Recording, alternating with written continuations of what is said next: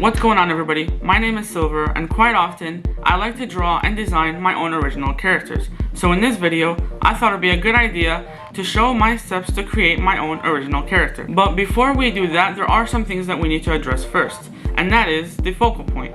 The focal point is the first place where the viewer's eyes lays on the paper, where in the case of drawing a portrait, that focal point will be the face, because the face is a place where the biggest transition from light colors to dark colors happen. Like for example, in the eyes and in the hair. And another thing we need to know is the secondary focal point. The primary purpose of the secondary focal point is to lead you to that first focal point, sort of like a loop. And now that we know that, let's get started. So the first step we need to take to create our own original character is to figure out exactly what it is that we're trying to draw. And to do this, we never start drawing right away. So what I like to do is that I make two lists, each with 6 points. The first list includes 6 things that I want to draw, and the second list includes 6 attributes that I want my character to have. And then, what I like to do is that I roll a dice. I like to roll a dice rather than choosing myself, because that creates more originality, and it's more likely something that nobody else has thought of. Like for example, when I first created my original character Layla, the archer with a robotic arm, I had no idea what I was drawing at first. So what I did was, I created the 2 lists that I mentioned before, and then I rolled the dice twice to figure out exactly what it is I'm trying to draw. And thus, what I got was the archer with the robotic arm. And now that we did that, it's time to move on to our second step. The second step to design your own original character is to figure out what style is your character going to have, and what that character is going to look like. As for me, my original character is going to be a grown-up version of Jaden Dark from Genius's Path. But since I already knew what it is that I'm drawing, I only made one list that consists of what weapon will Jaden will have, which I ended up getting small projectiles when I rolled the dice. So, knowing that, I began drawing thumbnails to figure out exactly what Jaden would look like. Once I drew a few thumbnails, I didn't really know which one I liked better, so what I did was, I named the second drawing heads, and the third drawing tails. And what I did was, I flipped a coin to decide that for me. And when I flipped that coin, I ended up getting tails. So, I decided to base my character on the third thumbnail drawing. And now that we know what our character will look like, the next step we need to take is to figure out what clothes our character will be wearing. What I personally like to do is that I like to go on Pinterest and search out clothes as reference for creating my character. Since I know that my character, Jaden Dark, will have a lot of dark and goth related clothing, that's what I searched on Pinterest. And now that we know what clothes our character is going to wear, it's time to move on to the next step. And that is to plan out what pose your character will have in the final drawing. What I like to do in this step is that I draw stick figures to plan out my poses first. And once I get the right pose with stick figures, I like to draw a slightly more detailed but still a rough sketch of what my character will look like. And now that I finally know what my character will look like, what clothes he will have, and what pose he will do, it's time to move on to the drawing. When I began this drawing and planned out what pose Jaden will have, I remembered how in the previous story, Jaden gained the ability to create objects entirely out of dark energy, so I implemented that idea by making the small projectiles objects that Jaden created, not actually small projectiles.